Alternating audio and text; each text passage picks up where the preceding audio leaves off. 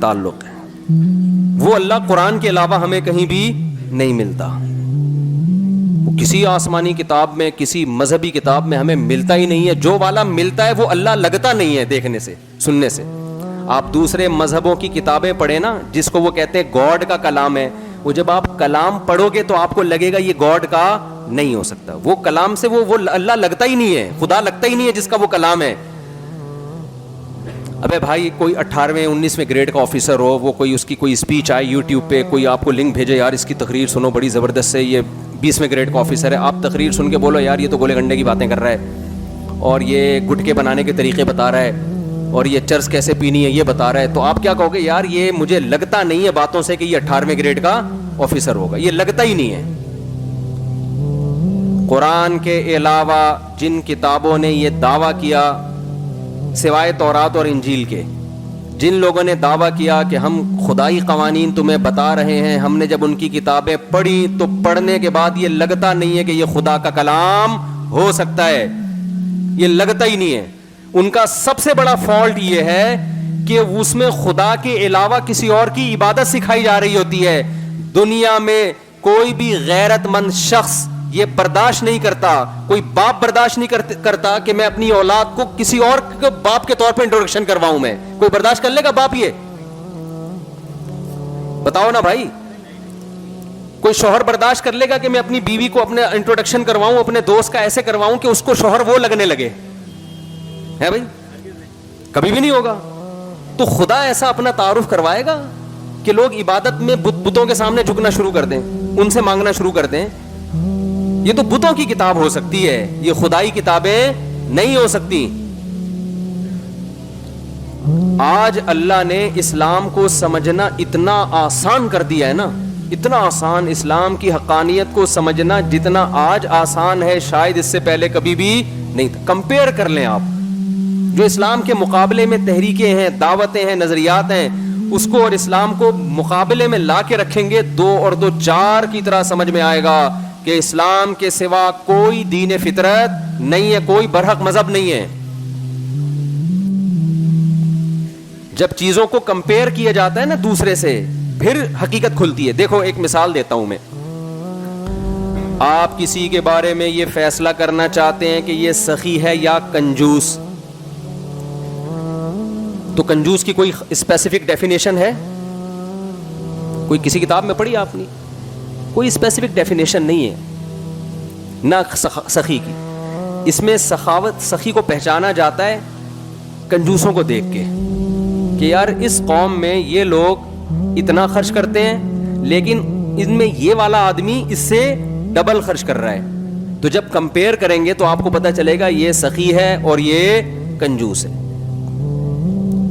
تو اسلام کی جو تعلیمات ہیں, اسلام کے جو نظریات ہیں, اسلام نے جو دعوے کیے ہیں, ان دعووں کو, ان نظریات کو, ان تھیوریز کو آپ جب کمپیئر کریں گے دوسرے مذہبوں کے ساتھ, یا ان لوگوں کے ساتھ جو لا مذہب ہیں, جو مذہب کو سرے سے مانتے ہی نہیں ہے, جب آپ کمپیئر کریں گے نا, آپ بولیں گے بھائی اسلام کے علاوہ ہمارے پاس سیدھے راستے پر چلنے کا, اسلام کے علاوہ کوئی آپشن ہے ہی نہیں, ہے ہی نہیں کوئی آپشن. چھوڑا ہی نہیں اللہ تعالیٰ نے, کسی کو پنپنے ہی نہیں دیا. تو پہلے یہ عقیدہ بنائیں کہ ہمیں کسی نے پیدا کیا ہے, وہ پیدا کرنے والا اللہ ہے. کیوں؟ اس کی دلیل کہ اس رابطہ بندوں کے ساتھ کس کا ہے؟ اللہ کے علاوہ کسی کا رابطہ ہی نہیں ہے. ہم اس اللہ کو مانتے ہیں جس نے آدم علیہ السلام کو بھیجا, جس نے ابراہیم علیہ السلام کو بھیجا, جس نے موسیٰ علیہ السلام کو بھیجا, جس نے پوری سورہ یوسف نازل کر دی اور یوسف علیہ السلام کے واقعات سنائے, جس نے شعیب علیہ السلام کے واقعات سنائے, جس نے صالح علیہ السلام کے, ہود علیہ السلام کے, لوط علیہ السلام کے, اسحاق علیہ السلام کے, پورے کہ میں نے اپنے نمائندے دنیا میں بھیجے ہیں اپنے بندوں کو اپنا پیغام پہنچانے کے لیے. ایک نمائندہ نہیں, ہزاروں لاکھوں نمائندے اس نے بھیجے, جن کی ہسٹریاں, جن کی تاریخیں آج محفوظ ہیں. پوری دنیا میں جائیں آپ کو ان کی تاریخیں ملیں گی. میں جب ابھی اٹلی سے ہو کر آیا ہوں, عیسائیوں کا ملک ہے, لیکن میرے دل میں اسلام کی محبت بڑھ گئی. کیوں؟ دیکھو جب آپ ہسٹری پڑھتے ہیں نا تو آپ کو 3 بڑی بڑی حکومتیں دنیا میں نظر آتی ہیں جنہوں نے پوری دنیا میں راج کیا ہے. ماضی کی طرف جائیں گے تو آپ کو یہودی ملیں گے. ان کی بہت بڑی خلافت تھی. ہسٹری بھی یہ بتاتی ہے, قرآن بھی یہ بتاتا ہے, انجیل بھی یہ بتاتی ہے, تورات بھی یہ بتاتا ہے. تبھی تو یہودی اسرائیل کے پیچھے لگے ہوئے ہیں نا, اسرائیل میں, تاکہ ہمارا ماضی واپس لوٹ آئے. بہت بڑے خطے پر کس کی حکومت تھی؟ یہودیوں کی. اس پر سب متفق ہیں. گریٹ امپائر یہودی تھے. آپ بتاؤ, یہودی کے بعد عیسائی آئے. اتنی بڑی خلافت یہودیوں کی دنیا کے اکثر آباد حصے پر, اللہ نے وہ یہودیوں سے چھین کے کس کو دے دی؟ عیسائیوں کو. اگر یہ قوم پرستی کی جنگ ہوتی نا تو چھوٹے چھوٹے ملکوں نے وجود میں آنا تھا, اتنی بڑی خلافت اور ریاست نے وجود میں نہیں آنا تھا. اس کا مطلب کیا کہ یہودیوں کی جو اتنی بڑی حکومت دنیا میں قائم ہوئی, قومیت کے نعرے پہ نہیں ہوئی, ایک نظریے کے نعرے پہ ہوئی. اس نظریے میں اتنی اٹریکشن تھی کہ لاکھوں لوگوں نے اس نظریے کے پیچھے قربانی دی اور قوم پرستی کو چھوڑا, اور اس کلمے اور اس نظریے کے پیچھے پوری دنیا میں اللہ نے ان کی حکومت کو قائم کیا. یہ آسانی سے ممکن نہیں ہے. یہ جب تک کوئی مضبوط تھیوری نظریہ پیچھے نہیں ہوتا, لوگوں کے لیے جان دینا ممکن نہیں ہوتا. قومیت کا نعرہ تو ہٹلر نے لگایا تھا نا, چند ملکوں پہ قبضہ کر کے رشیا میں گیا تو پٹ پٹا کے واپس آ گیا وہاں سے. سمجھ میں آ رہی ہے نا بات؟ اس نے قومیت کا نعرہ لگایا تھا. تو قومیت کے نعرے چلتے نہیں ہیں کیونکہ قومیں مختلف ہوتی ہیں, وہ اس نعرے پہ تھوڑی جمع ہوں گی.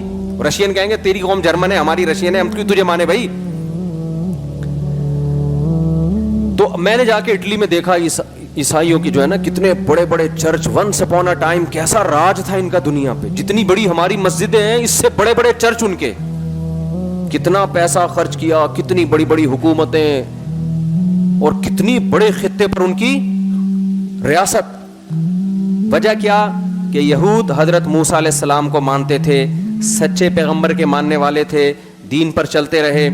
اللہ نے ان کے ذریعے پوری دنیا میں دین کو نافذ کیا. پھر دنیا میں عیسائیت آئی. عیسائی چونکہ حضرت عیسیٰ علیہ السلام سچے پیغمبر کو مانتے تھے, تھوڑے سے تھے, لیکن اللہ نے یہودیوں سے لڑوا کے ان کو, یہودیوں کی گریٹ امپائر, گریٹ حکومت کا خاتمہ کر کے خلافت کس کی قائم کر دی دنیا میں؟ عیسائیوں کی. عیسائیوں کے بعد اسلام آیا.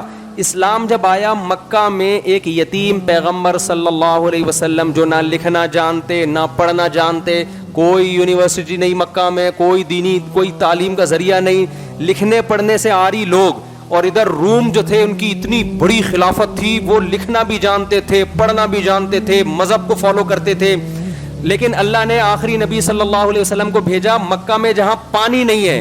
ان کو قرآن ان پہ نازل ہوا, اور عرب کے وہ بدو جن پہ کوئی حکومت کرنا پسند نہیں کرتا کہ ان میں مینجمنٹ کے علاوہ سب کچھ ہے, ان کو جوڑا نہیں جا سکتا, جس کو قرآن نے بیان کیا لو انفقت ما فی الارض جمیعا, اے محمد صلی اللہ علیہ وسلم اگر پوری دنیا کی دولت بھی آپ ان پہ خرچ کر دیتے, ان کے دلوں کو آپ جوڑ نہیں سکتے تھے. ولکن اللہ الف بینہم, اللہ نے ان کے دلوں کو اس کلمے کی برکت سے جوڑ دیا ہے. تو کتنی زبردست قربانیاں انہوں نے دی ہیں, اور قوم پرستی کا کیسا خاتمہ کیا ہے. ہمارے نبی صلی اللہ علیہ وسلم کی جنگ سب سے پہلے عرب کے خلاف ہوئی ہے, حالانکہ آپ عربی تھے. غزوہ بدر ہوئی ہے نا پہلے, ادھر بھی عرب ادھر بھی عرب, اور پھر عرب میں آپ صلی اللہ علیہ وسلم کی جنگ قریشیوں کے خلاف ہوئی ہے جو آپ کا خاص قبیلہ تھا. پھر قریشیوں میں بنو ہاشم کے خلاف ہوئی ہے جو اس قبیلے در قبیلہ جو آپ کا خاص قبیلہ ہے. آپ اپنے چچا پھوپھی زاد بھائیوں سے آپ کی سب سے پہلے جنگ ہوئی ہے. اس میں اسلام نے اس کانسیپٹ کا جو ہے نا جڑ سے اکھاڑ دیا کہ قوم پرستی کی اسلام میں جنگ کا تصور نہیں ہے. زمین پہ حکومت ہوگی, لڑائی ہوگی, ایک نظریے کے پیچھے. وہ نظریہ کیا ہے؟ ہم خدا کو, اس کے پیغمبروں کو ماننے والے ہیں, اور دنیا میں اللہ کے احکامات کو ہم اپنے اوپر بھی نافذ کریں گے, دنیا میں بھی نافذ کریں گے. اس نظریے میں اتنی پاور, اتنی طاقت, خدا کی قسم کسی معاذ اللہ نقل کفر کسی جھوٹے نبی کو فالو کرنے والے اتنی بڑی قربانیاں نہیں دے سکتے. تھوڑے عرصے میں, انگریز لکھتے ہیں یہ بات کہ دنیا حیران ہے کہ اتنے تھوڑے سے عرصے میں, حضرت عمر کا جب دور حکومت آیا ہے 22 لاکھ مربع میل پر مسلمانوں کی حکومت قائم ہو چکی تھی. کتنے بڑے میں دنیا میں جہاں بھی گیا ہوں نا, جب ان کی ہسٹری پڑھی ہے پتا چلا یہاں صحابہ کرام آ چکے تھے. دنیا میں آپ جہاں بھی جاؤ, ناروے جو ہے نا, ناروے جو بالکل دنیا کا آخری کنٹری ہے, اس کا بھی نارتھ جہاں سورج نکلتا ہی نہیں ہے, کبھی نکلتا ہے تو ڈوبتا نہیں ہے, وہاں ایک بورڈ لکھا ہوا ہے اینڈ آف دا ورلڈ. وہاں جانے کا پروگرام ہے انشاءاللہ. ابھی سردی تھی, فلائٹیں کینسل ہو رہی تھی, ورنہ ہم چلے جاتے. وہاں بھی مسلمانوں کے سکے موجود ہیں. جب گئے نا وہاں لوگ, تو وہ جو عرب کے تجارتی سکے ہوتے ہیں نا, اب یہ نہیں پتا کہ وہاں مسلمانوں کی حکومت ہے یا عربوں سے تجارتی لین دین. کوئی دنیا کا کونا ایسا نہیں ہے جہاں اسلام نہ پہنچا ہو. وہ بھائی اونٹوں پہ کیسے اتنے لمبے لمبے سفر کیے, یہ تو بڑی روم کی تو بڑی طاقتیں تھیں. حکومتی سطح پہ جب کوئی قوم لڑائی کی تیاری کرتی ہے اور 1000 سال سے وہ اپنے آپ کو اسٹیبل کر رہی ہو, تو کیا آپ اس کی طاقت اور قوت کا اندازہ لگا سکتے ہو؟ ادھر عرب کے بدو ہیں جن میں سائنس کے علاوہ سب کچھ ہے ان کے پاس, کوئی سائنسدان نہیں تھا ان کے پاس. تو آپ مجھے ایک بات, یہ خوشبو کس نے اتنی تیز لگا دی ہے یار؟ یہ اچھی بلی چل رہی تھی دھوئیں والی عود کی, سائنس نہیں ہے نا, مسئلہ سارا یہی. تو آپ مجھے ایک بات بتاؤ, یہ ایک معجزہ ہے یا نہیں ہے کہ پہلے یہودیوں کی اتنی بڑی حکومت وہ کیسے قائم ہو گئی بھائی؟ پھر یہودیوں کے بعد عیسائیوں کی اتنی بڑی حکومت وہ کیسے قائم ہو گئی؟ پھر عیسائیوں کے بعد کس نے حکومت کی ہے دنیا پہ؟ مسلمانوں نے راج کیا. آپ افغانستان میں کابل جاؤ, حضرت عثمان رضی اللہ تعالیٰ عنہ کے دور میں کابل فتح ہو گیا تھا. آذربائیجان جاؤ, میں گیا ہوں نا آذربائیجان, ازبکستان گیا ہوں, ازبکستان, آپ وہاں کی ہسٹری پڑھو, حضرت عثمان کے دور میں یہاں پر مسلمان فوجیں داخل ہو چکی تھیں.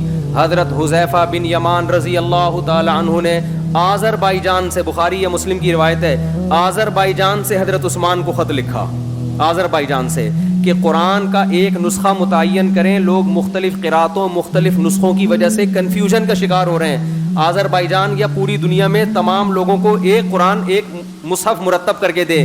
حضرت عثمان نے فوراً مشاورتی کونسل بلائی اور اس پر کام شروع کر دیا. تو یہ خط کہاں سے گیا تھا حضرت عثمان کے پاس؟ آذربائیجان کہاں ہے؟ حضرت عثمان کدھر تھے؟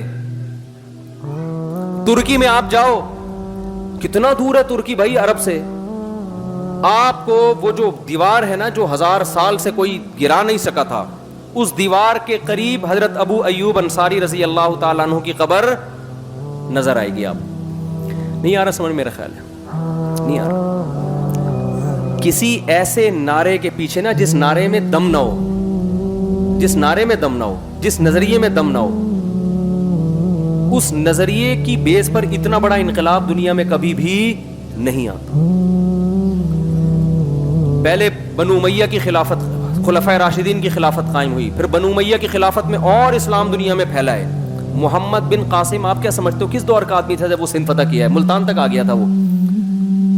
یعنی آپ اس نقشہ دیکھو نا, اس زمانے میں 1 صدی ہجری کی بات کر رہا ہوں میں, دنیا میں چاروں طرف آپ نظر دوڑاؤ گے مسلمان فاتحین داخل ہو رہے تھے. دیبل کے راستے سندھ میں محمد بن قاسم آیا. محمد بن قاسم کا شمار تابعین میں ہوتا ہے جس نے صحابہ کی زیارت کی تھی. 17 سال کی عمر میں محمد بن قاسم لشکر کو لے کے چلا ہے. 17 سال کی عمر میں. سوچو میپ کیسے پڑھا ہوگا کہ دیبل کدھر ہے, سندھ کدھر ہے, راجہ داہر پہ کیسے حملہ کرنا ہے. راجہ داہر اور اس جیسے کمانڈر کی تو صدیوں سے وہاں حکومت تھی. کون سی ٹیکنالوجی ان کے پاس آئی, کون سا میپ انہوں نے استعمال کیا کہ اس راستے سے ہم سفر کرتے کرتے سمندر پہ اتریں گے, سمندر کے راستے دیبل میں داخل ہو کے راجہ داہر کی فوجوں سے ہم لڑیں گے, لڑنے کے بعد فتح ہوگی تو سندھ سے آگے فتح کرتے کرتے ملتان شریف جا کے پہنچیں گے ہم. ملتان میں جب راجہ یہ محمد بن قاسم پہنچا تو پھر خلافت تبدیل ہو گئی تھی, بغاوت ہوئی تھی تو کمانڈر چینج ہو گیا, اس نے بلا لیا محمد بن قاسم کو. تو آپ مجھے بتاؤ یہ پٹھان مہاجر پنجابی کے نعرے کی بیس پر یہ سب کچھ ہو سکتا ہے؟ اگر محمد بن قاسم کہتا ہے میں عربی ہوں اور بنو امیہ کا ہوں تو بنو امیہ کی خلافت میں نے قائم کرنی ہے, تو امیہ خاندان کے چند لوگ اس کے ساتھ ہو جاتے, باقی سارے کیا کر جاتے؟ بولو نا. وہ کہہ رہے ہیں ان کی جنگیں ہمارا مسئلہ تھوڑی ہے. تو دنیا میں 1920 میں ترکی خلافت کا خاتمہ ہوا ہے. میں بھی جب وہاں گیا نا اٹلی میں, پیرس میں, تو پیرس میں ہم نے مسلمانوں کی توپیں دیکھی, ٹھیک ہے نا, جو الجزائر میں لڑائی ہوئی تھی نا. ابے بھائی فرانس کی لڑائی ہوئی تھی الجزائر سے, یہ زیادہ پرانا قصہ نہیں ہے. تو الجزائر سے انہوں نے توپیں پکڑی تھیں. اس وقت ہم توپیں غیر مسلموں سے ادھار نہیں لیتے تھے. اب تو ہم پٹاخہ بھی لینا ہونا تو چائنا سے لے رہے ہوتے ہیں. شب برات میں پھاڑنے کے لیے پٹاخے کہاں سے آ رہے ہیں؟ وہ پٹاخہ بھی شب برات میں ہم خود نہیں بنا رہے. یہ تو اب زوال ہے نا, یہ 100 سال پہلے نہیں تھا. توپیں ہماری اپنی تھیں, بم ہمارے اپنے تھے, سائنسدان ہمارے اپنے تھے. اللہ نے ایسا عروج دیا مسلمانوں کو کہ سائنٹسٹ بھی ہمارے. انگریزوں نے اپنی کتابوں میں یہ بات لکھی ہے کہ 400 سال تک ہمارے سائنسدانوں کی کتابیں گوروں کی یونیورسٹیوں میں پڑھائی گئی ہیں. 400 سال تک, 2-4 دن کی بات نہیں ہے. ہماری یونیورسٹیوں میں گورے پڑھنے کے لیے آیا کرتے تھے, ہماری یونیورسٹی میں پڑھنے کے لیے آیا کرتے تھے. سلطان محمد فاتح نے جب استنبول فتح کیا نا, قسطنطینیہ جو استنبول ہے ترکی کا, کیونکہ یہاں یہ دو حکومتیں تھیں نا عیسائیوں کی, 2 فرقوں میں بڑے فرقے 2 تھے, آرتھوڈاکس اور ایک کیتھولک. تو کیتھولک کی جو خلافت تھی وہ اٹلی میں تھی, اور یہ جو تھے آرتھوڈاکس جو تھے ان کی خلافت تھی یہاں ترکی میں. تو دونوں ان کے گریٹ امپائر سمجھے جاتے تھے. یہ نبی صلی اللہ علیہ وسلم نے فرمایا, کتنا بڑا ویژن نبی صلی اللہ علیہ وسلم کا. مکہ میں پیدا ہوئے ہیں جہاں کھانے پینے کا انتظام نہیں ہے. غربت کا یہ عالم ہے کہ عرب اپنے بچوں کو غربت کے خوف سے قتل کر دیا کرتے تھے کہ کھلائیں گے کہاں سے ہم ان کو. لکھنے پڑھنے کا رواج آپ کو بولنا پڑے گا نہیں ہے, نہ لکھنا جانتے نہ پڑھنا جانتے. تجارتیں بھی باہر سے ہو رہی ہیں تو کھانے کو ملتا تھا, شام وام سفر کرنے جاتے تھے تو کچھ آ جاتا تھا گھر میں راشن. فاقوں والی زندگی. او مسکینا ذا متربہ, قرآن جن غریبوں کا ذکر کرتا ہے نا مکہ کے, جن کو کھلانے کی ترغیب دے رہا ہے, میں جب یہ آیتیں پڑھتا ہوں ہم کہتے ہیں اس قسم کے غریب آج کل مارکیٹ میں کیا ہیں, شارٹ ہے.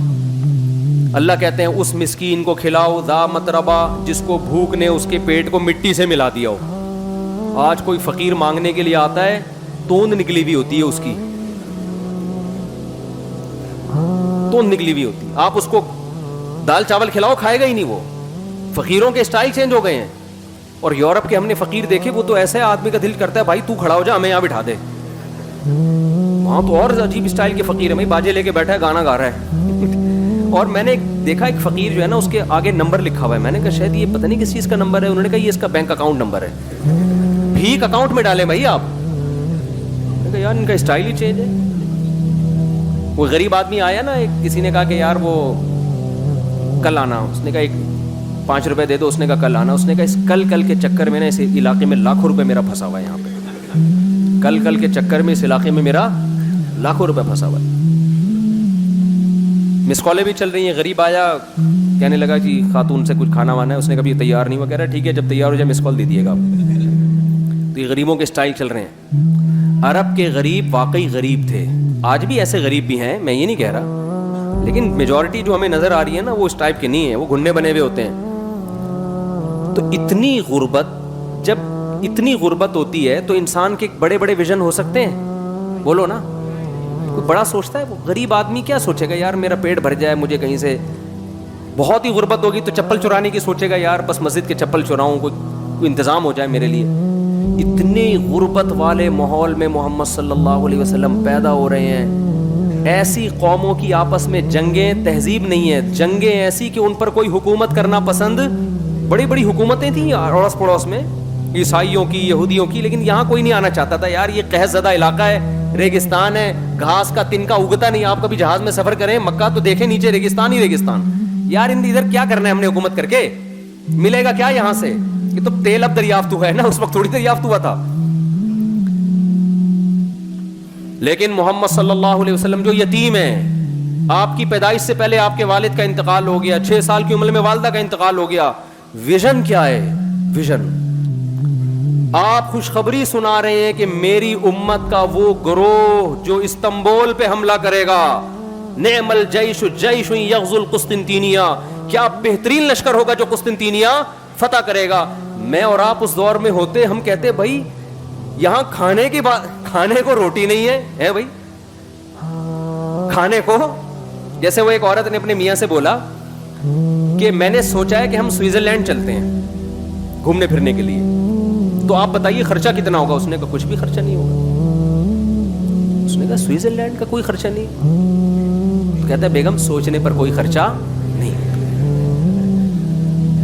اگر ایک غریب آدمی کی بیگم یہ بات کرے کہ ہم نے سوئٹزرلینڈ جانا ہے, اور وہ کہے کہ ویژن بڑا ہو, جیسے موٹیویشنل اسپیکر آج کل بتا رہے ہوتے ہیں نا, آپ لوگ سنتے ہوں گے بہت سارے نوجوان موٹیویشنل اسپیکرس کو, بڑی بڑی بات صحیح بھی کرتے ہیں باتیں, بات پھینک بھی رہے ہوتے ہیں لمبی لمبی. ویژن بڑا ہونا چاہیے. ابے کتنا بڑا ویژن کرے گا آدمی؟ لوگ مذاق اڑائیں گے دکان پکوڑوں کی، باتیں کیا کر رہا ہے. ٹھیک ہے بڑا ویژن ہونا چاہیے، لیکن کتنا بڑا ہونا چاہیے اس کی بھی ایک لمٹ ہونی چاہیے نا. تو اب آپ بتاؤ، آج کوئی اس طرح کا غریب آدمی ہو اور وہ یہ دعویٰ کرے کہ یوں ایسا جس نے جو ہے نا یہ کر دیا، تو آپ کیا کہیں گے؟ بھائی تو اپنی اوقات دیکھ کے بات کر، تو باتیں کیا کر رہے ہیں. لیکن محمد صلی اللہ علیہ وسلم نے جب فرمایا کہ بہترین لشکر وہ ہے جو قسطنطینیہ پہ، وہ بھائی عیسائیوں کی ایسی ریاست ہے یار جو 1000 سال تک کوئی اس کو فتح نہیں کر سکا. اتنی موٹی دیوار جس پر گاڑیاں چلتی ہیں، چلتی تھی بھی اب بھی ہیں، اور چاروں طرف انہوں نے اس کا حصار کھینچا ہوا ہے. دنیا میں کوئی اس دیوار کو کراس نہیں کر سکتا. ایسی توپ اب تک ایجاد نہیں ہو جس دیوار میں دراڑ مار دے. کتنا، اور اس وقت تو ایسی توپیں تھی بھی نہیں. لیکن آپ صلی اللہ علیہ وسلم خوشخبری سنا رہے ہیں، سب سے بہترین لشکر، نعم الامیر امیرھا، اس کا کمانڈر کتنا اچھا ہوگا جو قسطنطینیہ پہ کو فتح کرے گا.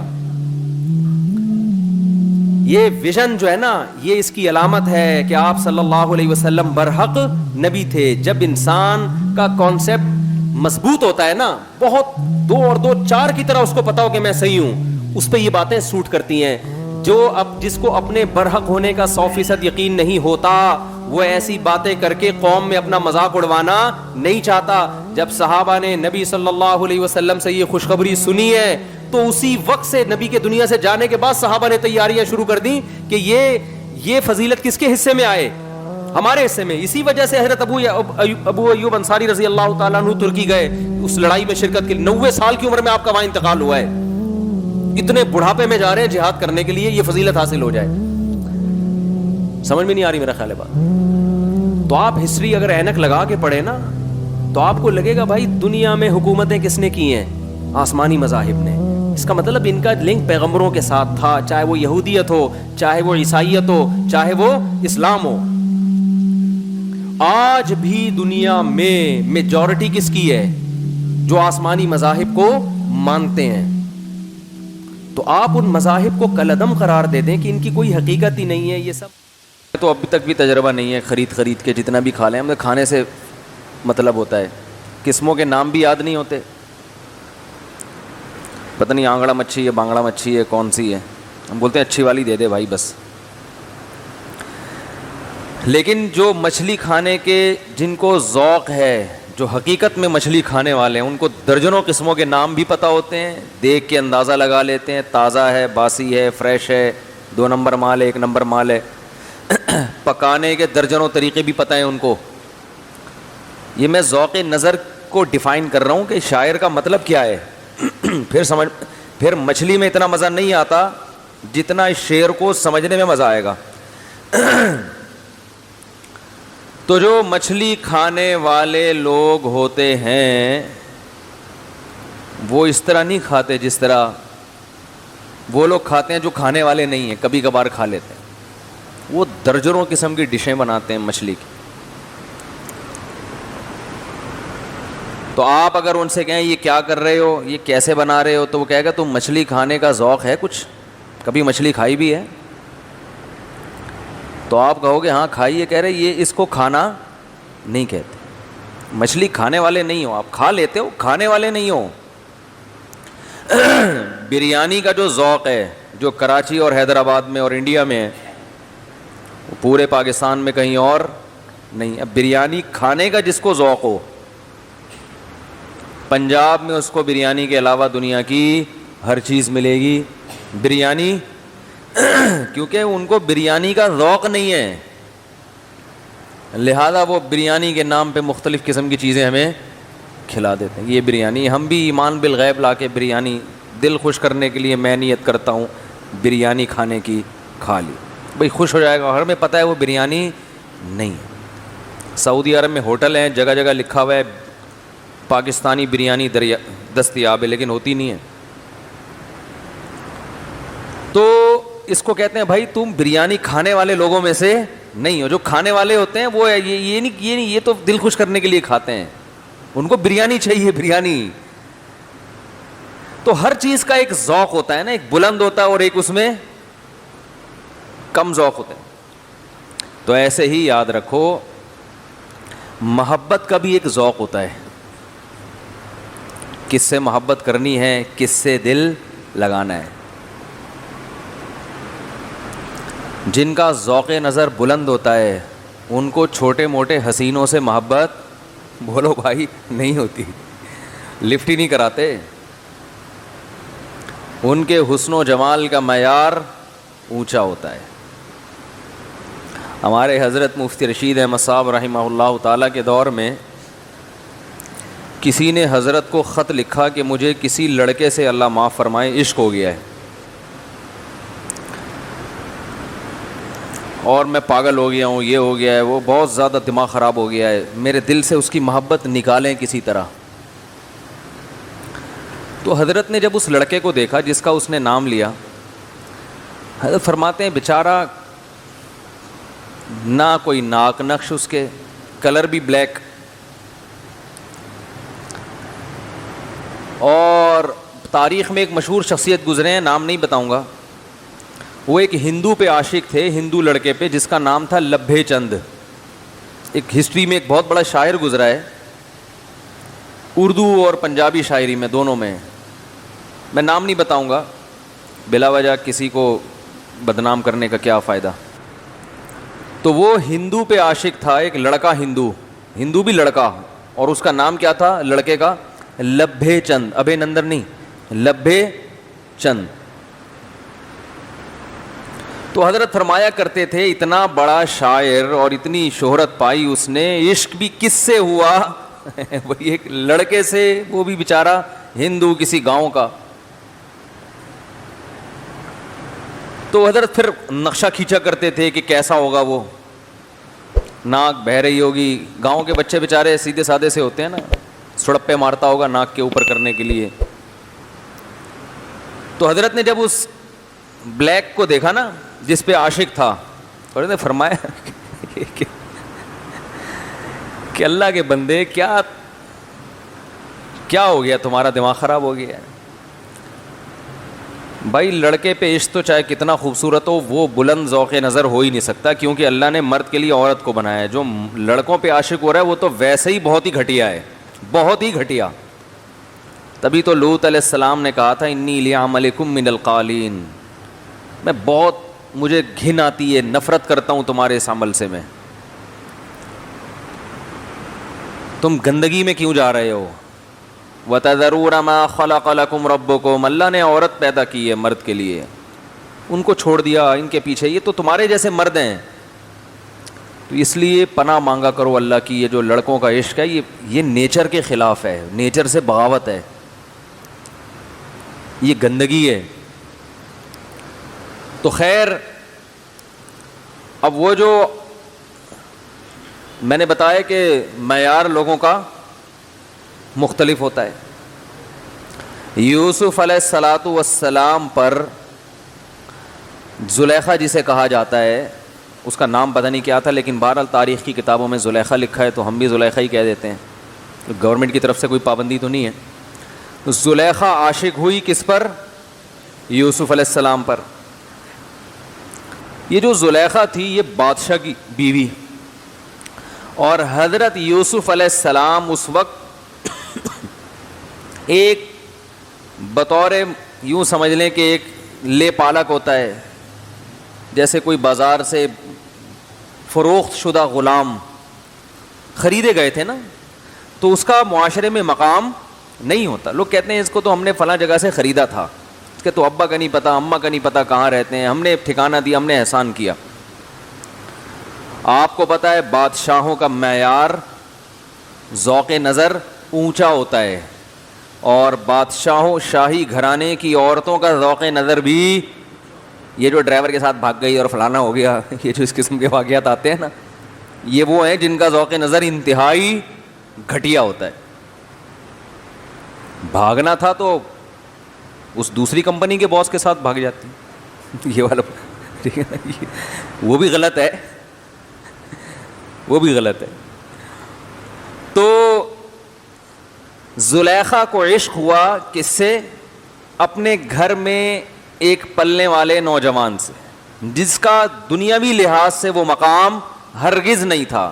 نہ وہ شاہی خاندان کے، نہ وہ اس کنٹری کے. آپ کو پتہ ہے دوسری کنٹری کے لوگوں کو اپنے ملک میں قبول کرنا بھی آسان نہیں ہوتا. لوگ ٹیڑھی نگاہوں سے دیکھتے ہیں، یہ غیر ہے. اور یاد رکھو یہ کتا پن ہے. کسی دوسری قوم کے آدمی کو اپنی قوم میں ٹیڑھی نگاہوں سے دیکھنا یہ کون سا پن ہے؟ بولو نا، کتا پن ہے. یہ کتوں کی خصلت ہے. آپ پاکستانی ہیں، آپ کے ملک میں کوئی دوسری کنٹری کا آدمی، آپ حسد کر رہے ہیں ہمارے ملک میں کیوں آیا ہوا ہے. آپ کراچی کے ہیں، کوئی دوسری قوم کا آدمی کراچی میں آ گیا، رہ رہا ہے یہاں پہ، اوئے تم ادھر کے ہو، تم یہاں کیوں رہ رہے ہو. آپ کراچی کے ہیں، آپ کے پی کے میں جا کے رہ رہے ہیں، وہاں آپ کو کوئی ٹیڑھی نگاہ سے دیکھے، اوئے تم تو اردو بولتے ہو، تم یہاں کیا کر رہے ہو. آپ بلوچستان کے ہیں اور آپ پنجاب میں جا کے رہنا شروع کر دیں، پنجاب والے ٹیڑھی نظروں سے دیکھیں، تم بلوچ یہاں کیا کر رہے ہو، تو پنجاب تو ہمارا ہے. تو یہ کون، اور بلوچ پنجابیوں کو اس طرح نگاہوں سے دیکھنے لگے، تم تو پنجاب کے ہو، تم بلوچستان میں کیا کر رہے ہو. تو یہ کون سا پن ہے؟ کتا پن. یہ خصلت کس کی، جانوروں میں کس کی ہوتی ہے؟ کتے کی. کتا اپنی گلی میں دوسری قوم کے کتے کو برداشت، بولو بھائی، نہیں کرتا، نہیں کرتا. تو میرا دال روٹی میری یہاں سے، تو یہاں کیا کر رہا ہے، تو نہیں برداشت کرتا. اور جو انسانوں کی صفات ہے نا وہ ہے گلے لگانا. قرآن مجید نے مسافروں پہ احسان کرنے کا حکم دیا. تو مسافر تو اجنبی ہوتا ہے نا. اسلام نے ایسا کلچر بنایا تھا نا صحابہ کا، اس کے اثرات آج تک نظر آتے ہیں، جن میں ہیں باقی، کہ مسافر کو دیکھ کر ہمارے حضرت ایک واقعہ بتایا کرتے تھے نا. اندرون سندھ گئے تو ایک سندھی بیچارہ اتنا غریب، جھونپڑا اس کے پاس ٹوٹا پھوٹا، اور وہ گدھی جو تھی نا اس کی کا غربت سے اس کی پچھلے دونوں ٹانگوں کے گھٹنے ٹکرا رہے تھے آپس میں. دیکھا ہوگا نا جب زیادہ غربت ہوتی ہے تو پچھلی دونوں ٹانگیں آپس میں مل جاتی ہیں، ایسے شیپ بن جاتے ہیں. اتنا غریب، قوم بھی الگ، وہ سندھی تھا، ہمارے حضرت تھے پنجاب کے، لدھیانہ. زبانوں میں فرق، علاقے میں فرق. حضرت فرماتے ہیں ہم راستہ بھول گئے، تو وہ سندھی بھائی آیا، اس نے حضرت کو گھر میں بٹھایا. حضرت نے فرمایا کہ میں راستہ بھول گیا ہوں. گھوڑے پہ سفر کر رہے تھے حضرت. تو ریگستان ہے، آپ کو پتہ ہے اندرون سندھ بڑے لمبے لمبے راستے ہیں.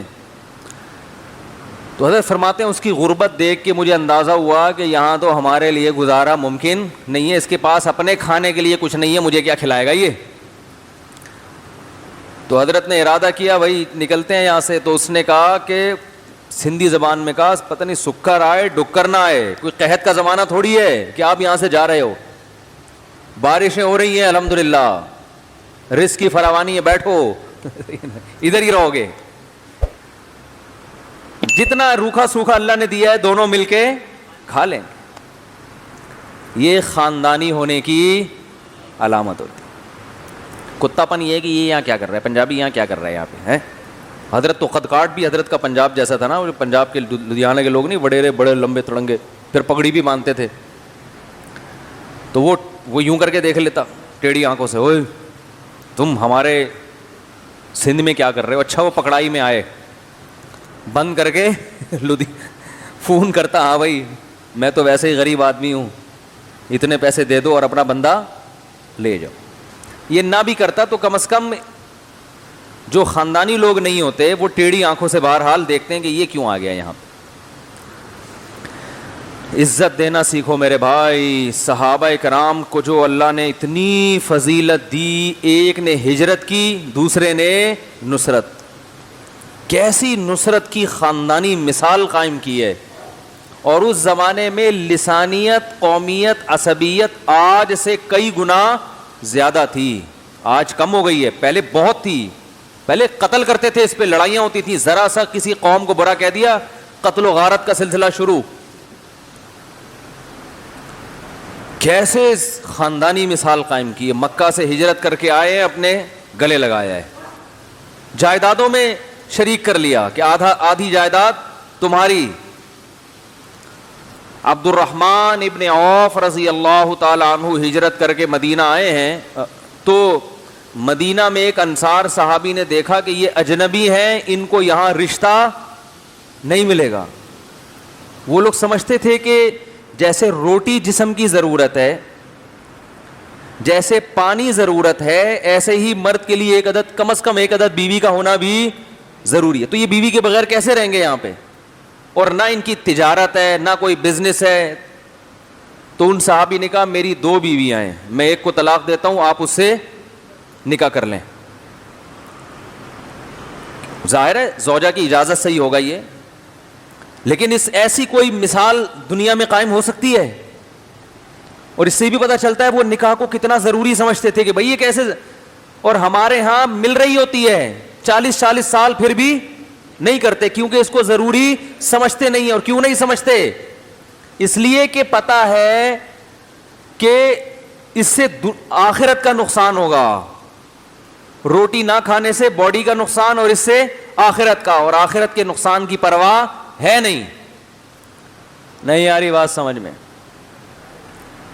تو بہرحال کیا خاندانی مثال قائم کی ہے. تو میں آپ سے یہ عرض کر رہا تھا کہ اپنی محلے میں کسی دوسرے کو برداشت نہ کرنا, کسی دوسری قوم کے آدمی کو, کسی دوسرے شہر کے آدمی کو, کسی دوسری زبان والے کے آدمی کو, یہ کون سا پن ہے؟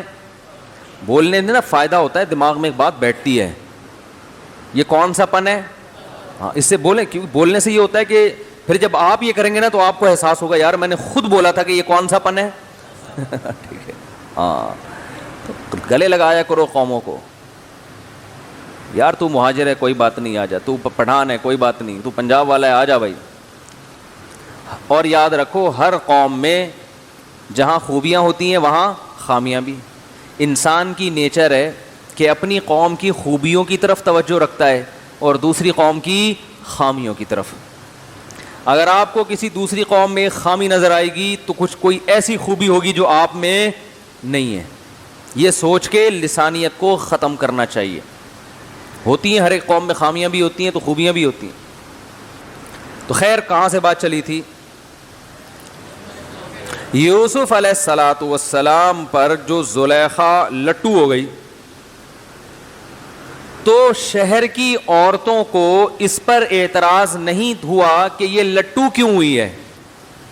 انہوں نے کہا کوئی بھی کسی بھی ٹائم کسی پہ بھی لٹو, یہ ہمیشہ سے ہوتا آ رہا ہے, کوئی بھی کسی بھی ٹائم کسی پہ بھی لٹو ہو سکتا ہے.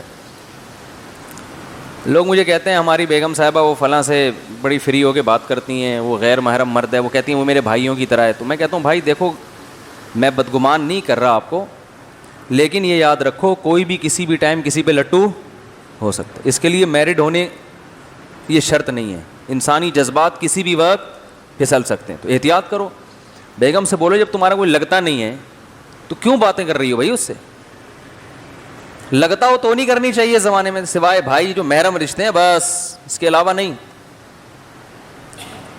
اور میں تو یہاں تک کہتا ہوں کہ جو شیخ جوان ہو, جوان لڑکی, اس سے اصلاحی تعلق بھی قائم بولو بھائی نہ کرے, نہ وہ شیخ اور مرشد اگر جوان ہے, ینگ ہے, تو جوان لڑکی کو اس سے اصلاحی تعلق میرے خیال میں اس زمانے میں درست نہیں, کیونکہ وہ شیخ آدمی پہلے ہے, شیخ بعد. واقعات ہر جگہ ہو سکتے ہیں, کچھ بھی ہو سکتا ہے. اس کو نہ ہوا یہ لٹو ہو جائے گی, شیخ صاحب کی آواز بہت اچھی ہے, اسٹائل بہت اچھا ہے, یہ سب چیزیں چل رہی ہیں مارکیٹ میں. اور لٹو ہونے کا کوئی فائدہ بھی نہیں ہے. شیخ صاحب نے کون سا اس سے شادی کرنی ہے؟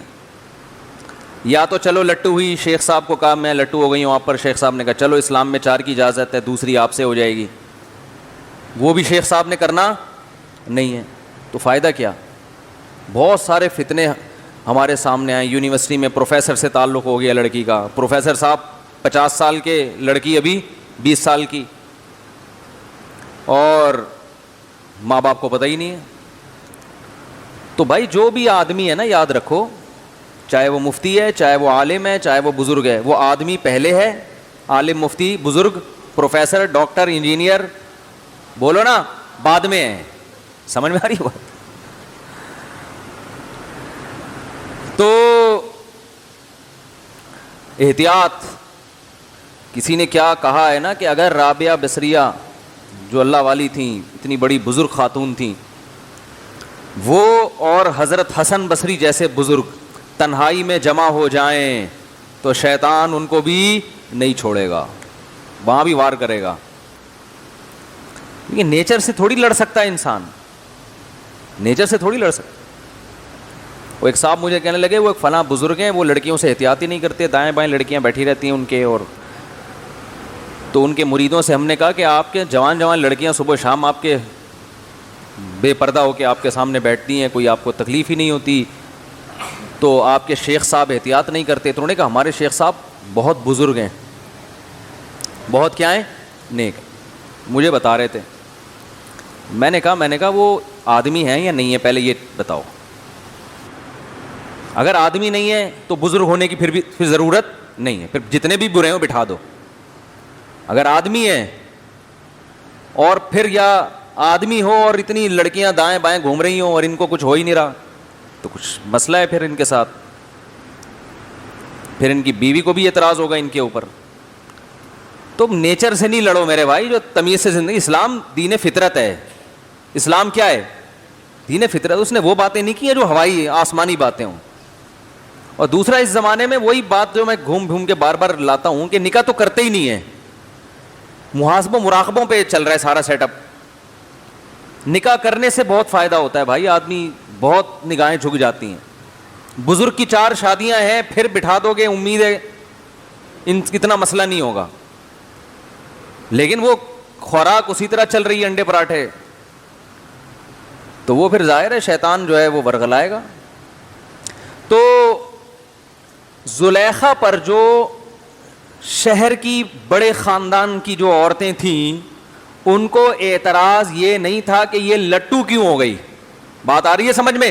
یہ ذوق نظر کے بلند ہونے کو میں سمجھا رہا ہوں، یہ سارا اسی میں نہ نکل جائے ذوق نظر میں ٹائم. ان کو اعتراض اس پر تھا امرأۃ العزیز، مصر کے بادشاہ کی بیوی، تراود فتاہا، ایک گھر کے نوجوان پہ لڑکے پر جو غلام بن کے رہ رہا ہے اس پر عاشق ہو گئی. انا لنراہا فی ضلال مبین، بڑی سخت غلطی میں پڑی ہوئی ہے. یہاں مطلب کیا ہے کہ اس کا ذوق محبت بلند نہیں ہے، معاذ اللہ گھٹیا سوچ کی عورت ہے. جو بادشاہوں کی بیویاں نوکروں پہ تھوڑی عاشق ہوتی ہیں، گھر کے لے پالکوں پہ تھوڑی عاشق ہوتی ہیں، اس شہزادے پہ ہوتی ہے بھائی، کسی دوسرے ملک کے بادشاہ پہ ہوتی ہے، سمجھ میں آتا ہے. تو جن کا ہاں وہ پھر بادشاہ کی بیوی نے جو ہے نا حضرت یوسف علیہ السلام کی زیارت کروائی تاکہ پتہ چلے کہ ہمارا ذوق نظر تم سے کم از کم بہتر ہے، بہت بہتر ہے. وہ تو اس نے تو پوری بات کی ہوگی، قرآن نے تو مختصر ذکر کیا ہے نا.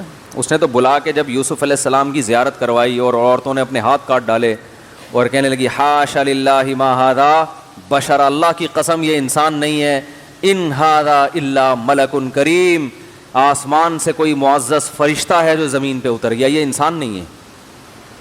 جیسے ہی ان عورتوں نے ہاتھ کاٹ ڈالے اپنے، ایسے مدہوش ہو گئی نا یوسف علیہ السلام کے حسن کو دیکھ کے، ہاتھ کاٹ ڈالے تو فوراً، اور یہ کہا کہ اللہ کی قسم یہ انسان نہیں ہے.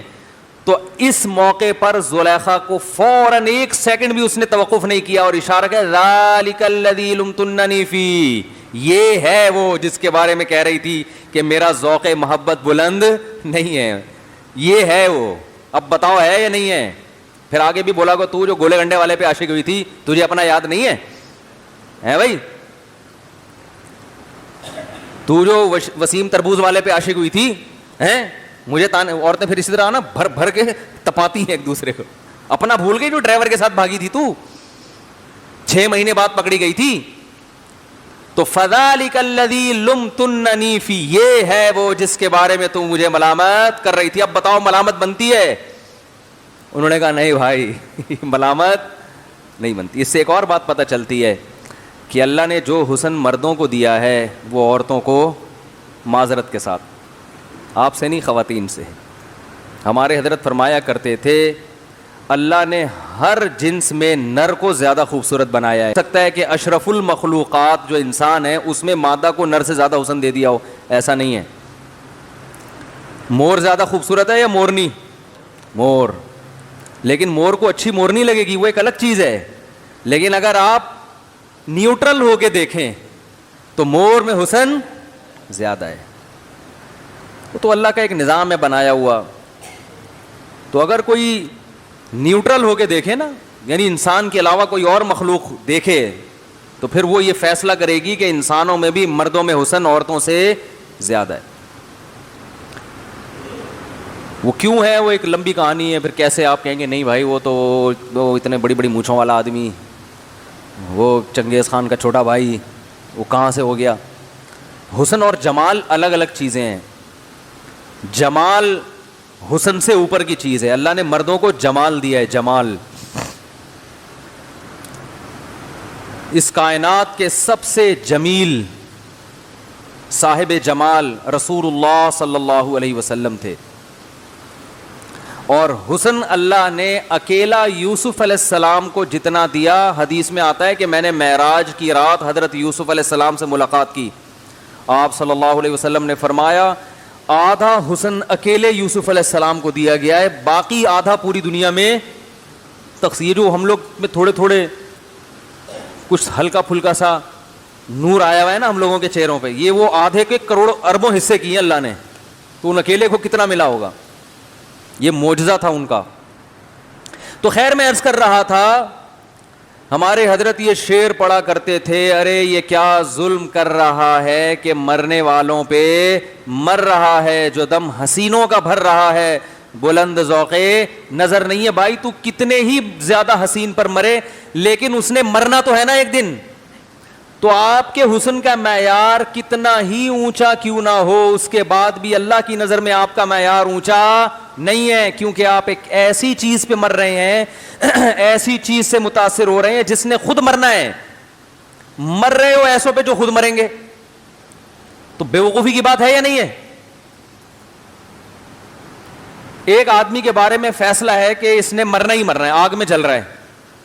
اگر آپ آگ میں چھلانگ لگا کے اس کو بچا سکتے ہو آپ چھلانگ لگائیں, لیکن آپ کو پتا ہے کہ میں جب آگ میں چھلانگ لگاؤں گا اس کو بچانے کے لیے 100% یقین ہے یہ پھر بھی نہیں بچے گا, لیکن میں مر جاؤں گا اس کے ساتھ. تو لوگ کہیں گے نا کہ جو مرنے والا ہے خود اس پہ کیوں مر رہا ہے تو. تو بھائی دنیا میں جتنی خوبصورت چیز ہو, بلڈنگیں, آج کل یہ عشق مارکیٹ میں ضرورت سے زیادہ چل گیا ہے, کیونکہ بدنظری دبا کے ہو رہی ہے. اسکولوں میں کو ایجوکیشن سسٹم دیکھ رہے ہیں, ایک دوسرے سے بات چیت ہو رہی ہے, ٹیچریں فیمیل ٹیچرز دیکھ رہی ہیں وہ لڑکوں پہ عاشق ہو رہی ہیں. جو بڑی عمر کی انٹیاں ہیں ان کو جب یہ لونڈے لپاڑے اسکول میں نظر آتے ہیں, نوجوان فریش چہرے, ان کو اپنے میاں کیا لگتے ہیں, عجیب سے لگ رہے ہوتے ہیں, آڑے ترچے لگ رہے ہوتے ہیں, ٹھیک ہے نا. کمپلینس آتی ہیں, وہ اس پہ عاشق ہو رہی ہیں, وہ کسی پہ عاشق ہو رہا ہے, وہ کلاس فیلو پہ عاشق, وہ پڑوسوں, کیونکہ پردہ بھی معاشرے میں ختم, اور بدنظری کو برا نہیں سمجھا جاتا. کسی لڑکی کو لوگ دیکھ رہے ہوتے ہیں نا نوجوان, وہ تھینک یو کہتی ہے, شکریہ, ہمیں بھی اس قابل سمجھا کہ آپ نے ہمیں دیکھا. پہلے کسی خاتون کو کہتے ہیں آپ بڑی اچھی لگ رہی ہیں, اٹھا کے جوتا مارتی تھی. اب ڈراموں فلموں نے یہ سکھایا ہے کہ آپ کسی خاتون سے کہیں آپ ماشاءاللہ بڑی پیاری لگ رہی ہیں, تو کیا کہے گی؟ تھینک یو, بہت شکریہ. چل رہا ہے مارکیٹ میں, نہیں چل رہا؟ تو ایسے موقع پہ ہول سیل کے حساب سے عشق بولو بھائی پھیلے. ہم رو رہے ہیں کہ مکانوں سے دل نہ لگاؤ, ہم رو رہے ہیں گاڑیوں سے دل نہ لگاؤ, دولت سے دل نہ لگاؤ. لوگ کہہ رہے ہیں اصل ٹینشن تو یہ ہے. خودکشیاں جو سب سے زیادہ ہو رہی ہیں نا, آپ تحقیق کرو, ہمارے ملکوں میں جو خودکشی ہو رہی ہے, ان میں سب سے زیادہ خودکشی سے مرنے والے ناکام عاشق ہیں. سمجھ رہے؟ ناکام عاشق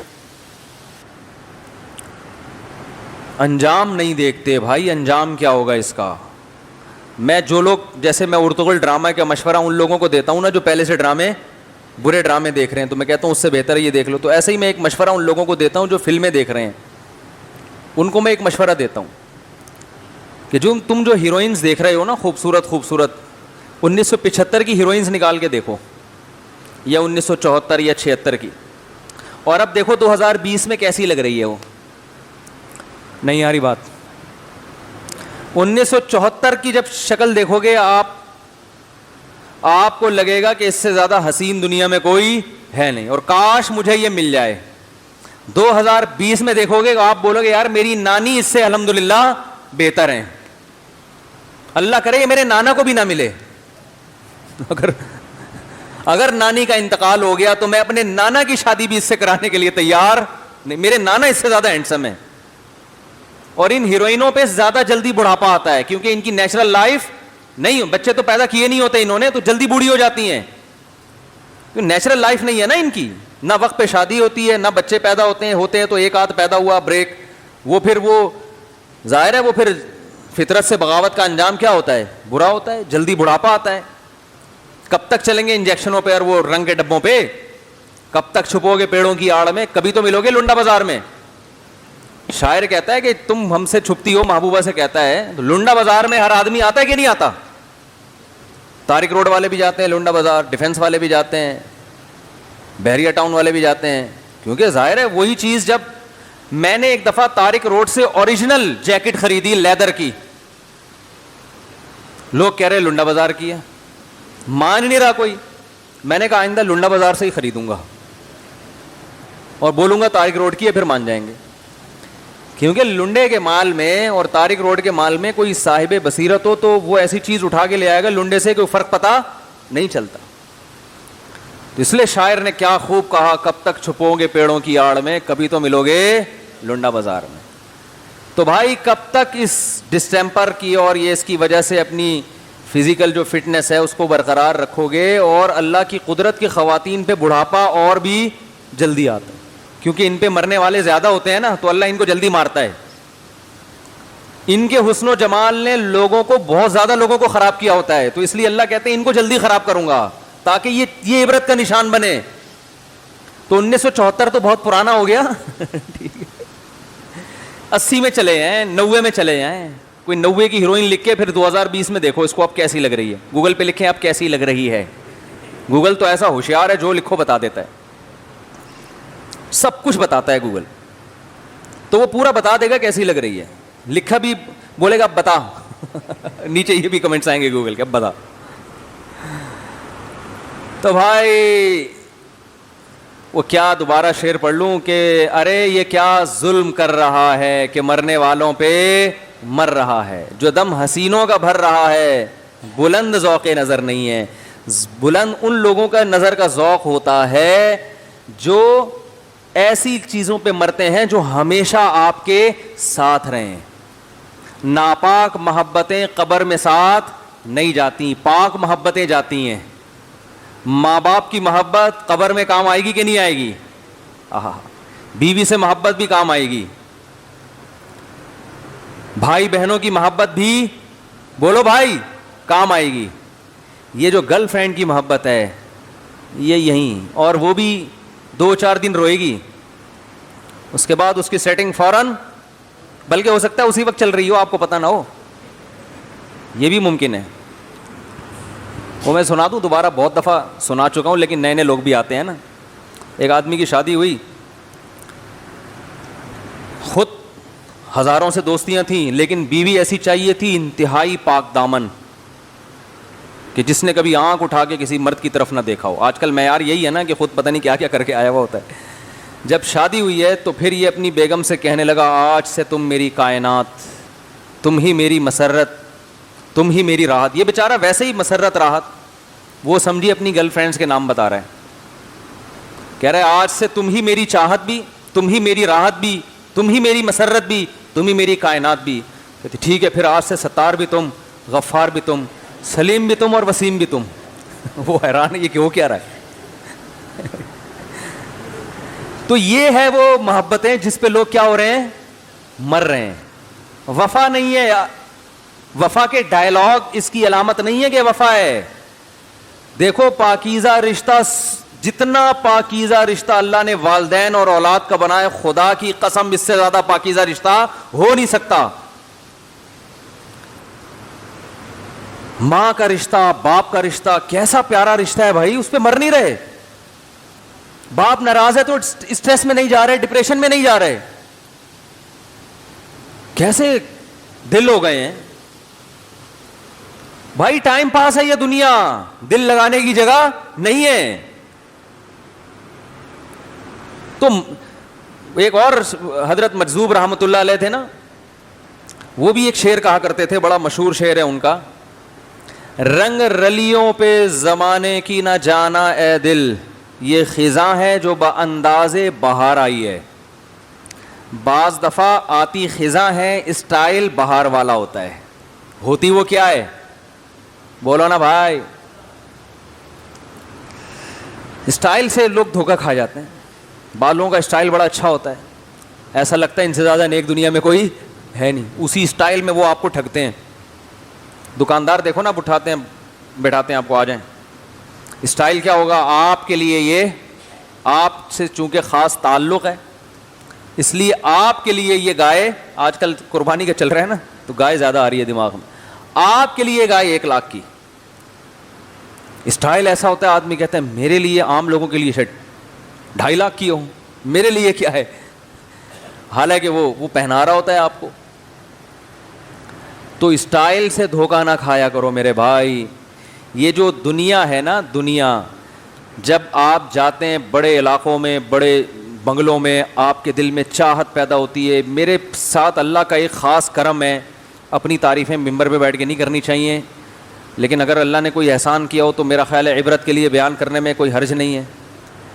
تو اور ہم کوئی اتنے نیک ہیں بھی نہیں کہ یہاں بیٹھ کے تعریفیں کریں, کوئی عمل ہی نہیں ہے ہمارے پاس تو بتانے کے لیے. ایک چیز ہے, میں کسی کے بنگلے میں بیٹھ کے اس سے متاثر الحمدللہ کبھی نہیں ہوتا کہ اس کا اتنا اچھا بنگلہ کیوں, اتنی اچھی ہے وہ.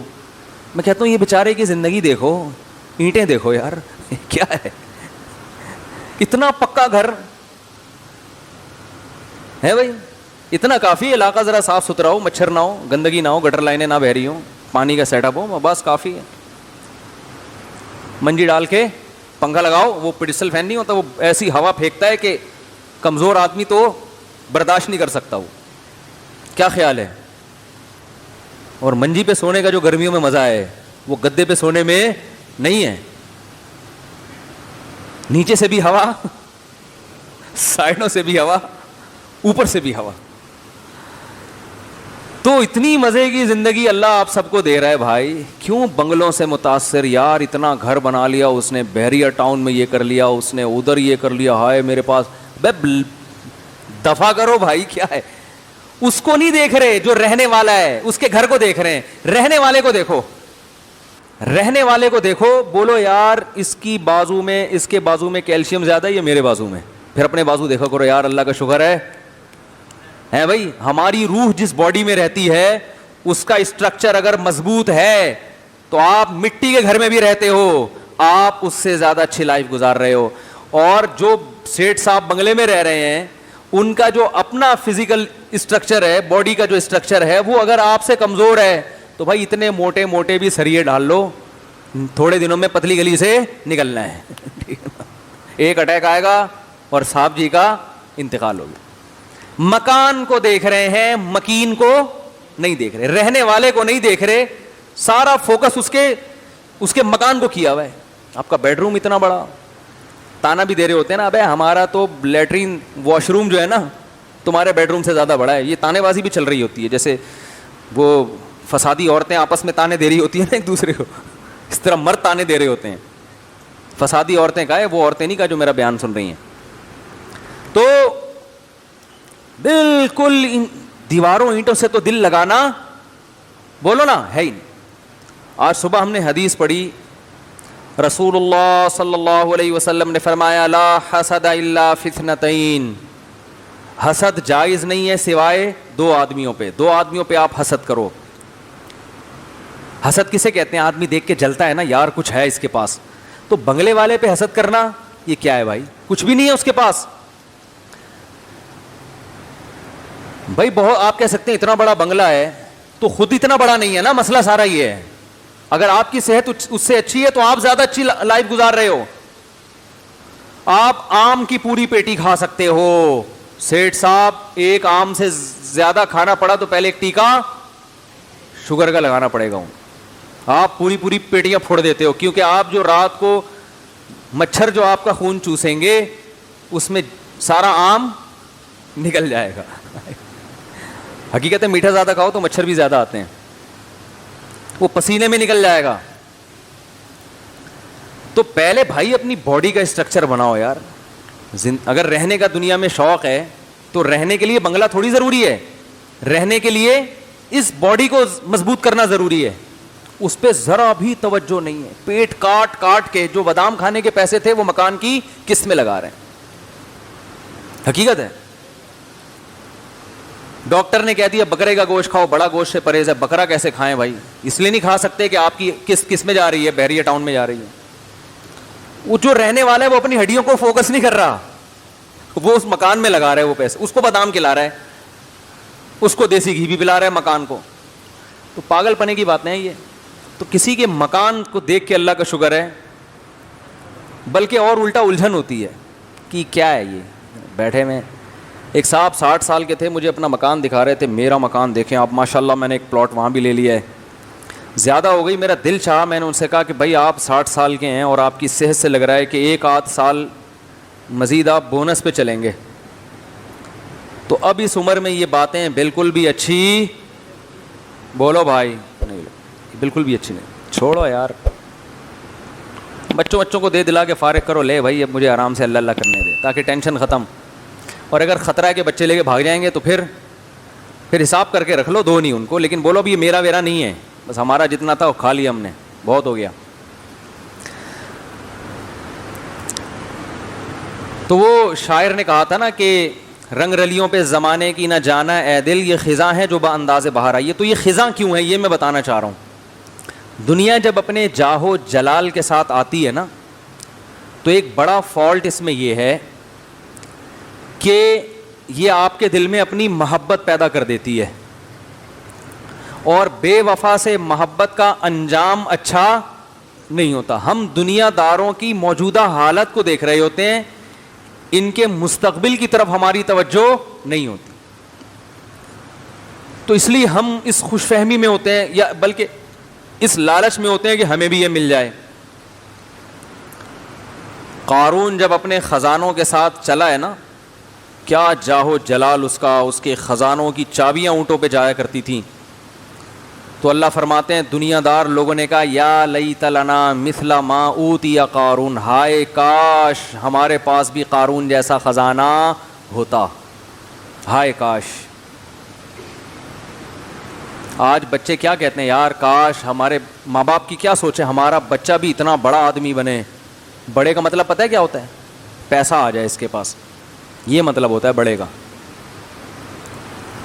ہائے کاش یہ ہو جائے, ہائے کاش. تو وہی دیکھ کے نا قارون کے خزانے اور جاہو جلال اور اس کی عزت دیکھ کے ہائے کاش ہمیں بھی ایسا کچھ ملتا. سارے گولے گنڈے والے اور جتنے غریب لوگ ہیں سارے یہ بیچارے کہہ رہے تھے. تو اللہ فرماتے ہیں وقال الذین اوتوا العلم, جن کو اللہ نے حقیقت میں علم دیا, وہ علماء جن کے دل میں دنیا کی محبت نہیں ہے, انہوں نے کیا کہا, ویلکم, تمہارا ستیہ ناس ہو. یہ گالی تھی. گالی جب نکالی جاتی ہے جب بہت ہی کوئی بری بات کر رہا ہو. تمہارا ستیہ ناس ہو, کیسی باتیں کر رہے ہو, یہ کوئی قابل رش چیز ہے؟ مر جائے گا, ختم ہو جائے گا. ثواب اللہ خیر, جو اللہ بدلہ دے گا ایمان والوں کو وہ اس سے بہتر ہے, یہ آزمائش کی جگہ ہے. تو اللہ فرماتے ہیں جب ہم نے قارون کو زمین میں دھسایا ہے نا, تو وہی لوگ جو کل تک کہہ رہے تھے نا ہائے کاش ہم بھی قارون جیسے ہوتے, تو فوراً کہنے لگے وَإِكَأَنَّ اللَّهَ يَبْسُطُ الرِّزْقَ لِمَن يَشَاءُ لَوْلَا أَمَّنَّ اللَّهُ عَلَيْنَا, اللہ کا احسان ہو گیا کہ ہم بچ گئے, ہمیں اتنا پیسہ نہیں ملا. یہ جو ابھی آپ کہتے ہیں نا کاش میرے پاس بھی ایسا ہوتا, جب آخرت میں زیادہ تر دولت مند جہنم میں جائیں گے, سارے نہیں, زیادہ تر کون جائے گا؟ پیسے والے لوگ, وہ زیادہ جہنم میں, کیونکہ عیاشی زیادہ انہوں نے کی ہوگی.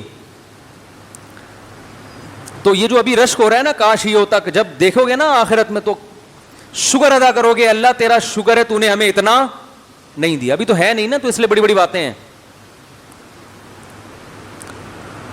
تو وَيْلَكُمْ ثَوَابُ اللَّهِ خَيْرٌ لِمَنْ آمَنَ, تباہ ہو جاؤ, اللہ کا بدلہ اس کے لیے بہتر ہے جو ایمان لائے اور نیک اعمال اختیار کرے. تو نبی صلی اللہ علیہ وسلم نے فرمایا حسد, یہاں حسد سے مراد ہے رشک. یعنی کسی کو دیکھ کے انسان کا دل چاہتا ہے نا میرے پاس بھی آ جائے. تو آپ نے فرمایا صرف 2 نعمتیں ہیں دنیا میں جو اس قابل ہیں کہ انہیں دیکھ کے آپ کا دل چاہے کہ کاش یہ نعمت مجھے بھی مل جائے. اس کے علاوہ کسی اور نعمت کو لفٹ زیادہ کرانے کی ضرورت بولتے کیوں نہیں بھائی؟ نہیں. گاڑی دیکھ لی, بنگلہ دیکھ لیا, یہ دیکھ لیا, وہ دیکھ لیا, اور دیکھ لیا وہ صدر بن گیا, وہ وزیر اعظم بن گیا, وہ علاقے کا ایس ایچ او بن گیا, وہ ڈی ایس پی بن گیا, مر جائے گا. اس سے پہلے کتنے آئے ہیں بھائی؟ کیا جتنے صدر پاکستان میں آئے وہ زندہ ہیں اب تک؟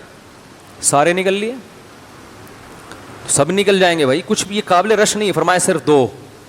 ایک وہ جسے اللہ نے دولت دی ہو اور وہ اللہ کے راستے میں لٹا رہا ہو, مدرسے بنوا رہا ہے, مسجدیں بنوا رہا ہے, بیوہ عورتوں کو کھلا رہا ہے, اپنے بیوی بچوں کو بھی کھلا رہا ہے, اپنے رشتہ داروں پہ خرچ کر رہا ہے, کیونکہ اللہ کو اوپر والا ہاتھ نیچے والے ہاتھ سے پسند. کھلا رہا ہے, کھانے والا نہیں ہے.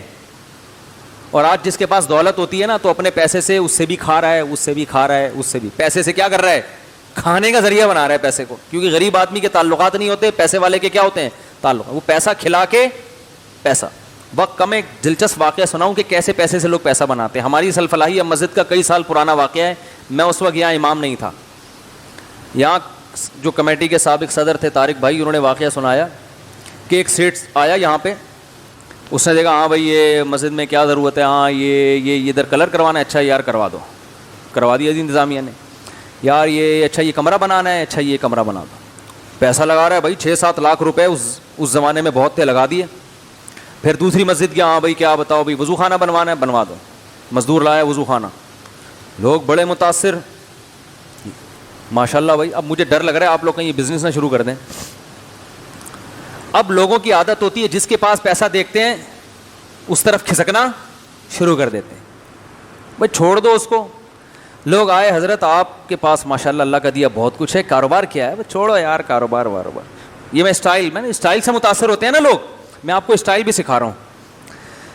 چھوڑو کاروبار وارو. پھر بھی حضرت کچھ تو بتائیں. کہہ رہے یار وہ ٹریول ایجنٹ ہوں, یہ جو لڑکے بیچارے مجبور ہوتے ہیں, کسی کو امریکہ بھیج دیا, کسی کو لندن بھیج دیا ایجوکیشن کے لیے, ویزے لگواتا ہوں, ایمبیسی میں تعلقات ہیں, اسی کا کمیشن لیتا ہوں. اب کوشش تو یہی کرتا ہوں سارا کہاں لگے, مسجدوں پہ لگے. بھائی میرے بچے کو بھجوا دیں امریکہ یار. دوسرا آیا میرے بچے کو لندن بھجوا دیں. تیسرا میرے بچے کو جاپان کا صدر بنوا دیں. ٹھیک ہے نا, وہی جو لوگوں کے صدر تو زیادہ ہو گئی, لیکن میرے بچے کو یہ بھجوا دیں, میرے بچے کو سعودیہ بھجوا دیں, تیرے بچے کو یہ. تو اب وہ جناب پہلے تو نہیں میرے پاس ٹائم نہیں بھائی, چلو آپ مسجد سے آپ کا تعلق ہے, نمازی ہیں, اچھا ٹھیک ہے 3 لاکھ روپے جمع کرا دیں, میں کوشش کرتا ہوں اسی کے اندر کام ہو جائے. 3 لاکھ وہاں سے لیے, 4 لاکھ وہاں سے لیے, 5 لاکھ وہاں سے لیے. مسجدوں میں انویسٹمنٹ ہوئی تھی 6 لاکھ کی, جمع ہو گئے ماشاء اللہ 12 لاکھ جب ہوئے تو اب دوسری مسجد میں کنسٹرکشن کا کام انہوں نے بولو بھائی شروع کر. بات آ رہی ہے سمجھ میں؟ تو پیسے سے کیا بنایا جاتا ہے؟ ہاں, داڑھی بھی ماشاء اللہ ان کی, چہرے پہ باقاعدہ نور لگوایا انہوں نے. آرڈر پہ بھی نور بنتا ہے آج کل, کریمیں ایسے آ رہی ہیں نور کی کرنیں نکلیں گی. لوگ کہہ رہے ہیں حاجی صاحب, نمازی صاحب. پھر لوگ کہتے ہیں داڑھی والے فراڈی ہوتے ہیں. بھائی داڑھی والے فراڈی نہیں ہوتے, فراڈی لوگ داڑھی بھی رکھ لیتے ہیں بعض دفعہ فراڈ کرنے کے لیے. سمجھ رہے ہیں؟ وہ ظاہر اسی گیٹ اپ میں آئے گا نا وہ, اور لوگ اتنے بیوقوف ہیں پکڑا رہے ہوتے ہیں پیسے. تو نبی نے فرمایا 2 لوگ قابل رشک ہیں. ایک وہ جس کو اللہ نے پیسہ دیا اور وہ کیا کر رہا ہو, دن رات اللہ کی راہ میں خرچ کر رہا ہو خیر کے کاموں میں. تو غریب آدمی رشک کر سکتا ہے, کاش میرے پاس پیسہ ہوتا اور میں بھی اللہ کی راہ میں اس طرح سے خرچ کرتا, کتنا ثواب کما لیتا آخرت میں. صدقہ جاریہ بنتا ہے نا یہ. تو دوسرا وہ شخص نبی نے فرمایا جس کو اللہ نے علم دیا, علم, اور وہ اس علم کو لوگوں میں بانٹ رہا ہے. تو فرمایا رشک آنا چاہیے کہ کاش اللہ نے مجھے بھی علم دیا ہوتا اور میں لوگوں کو علم سے بولو بھائی فائدہ پہنچا رہا ہوتا. اور اس کی فضیلت دوسرے بندے کی فضیلت شریعت میں پہلے والے سے زیادہ, تو یہ زیادہ قابل رشک ہے. دلیل اس کی یہ ہے کہ پہلے والے لوگ پیغمبروں میں بھی گزرے ہیں, سارے پیغمبر نہیں. دوسری جو علم کی نعمت ہے وہ اللہ نے سارے پیغمبروں کو دی ہے, دولت سارے پیغمبروں کو نہیں دی. تو اس کا مطلب اللہ کی نظر میں علم کی ویلیو دولت سے زیادہ. لیکن دولت پہ رش کرنے والے زیادہ اور علم پہ رش کرنے والے مارکیٹ سے شارٹ چل رہے ہیں. یہ تمنا نہیں ہوتی کاش میرا بچہ بھی عالم بنے, دین کی خدمت کرے. نا نا نا نا نا, کیوں بنے عالم ہے بھائی؟ اور یہ یاد رکھو, یہ جو نبی نے فرمایا نا, میں نے کئی بار یہ بات بیان میں بتا چکا ہوں کہ احادیث اور قرآن میں مثالیں ہوتی ہیں, لیکن مقصد اس سے ایک اصول سمجھانا ہوتا ہے کہ قابل رشک وہ آدمی ہے, وہ شخص قابل رشک ہے جو خیر کا, بہت زیادہ خیر کا کام کر رہا ہو, اس میں یہ صلاحیت ہو, کسی میں اللہ نے ایسی صلاحیت دی ہے اور اس کی وجہ سے وہ انسانیت کو فائدہ پہنچا رہا ہے, تو ایسا آدمی قابل رشک ہے. تو یہ کوئی بھی صلاحیت ہو سکتی ہے, یہ تو مال اور علم تو ایک مثال ہے, کیونکہ یہ سب سے اہم چیزیں.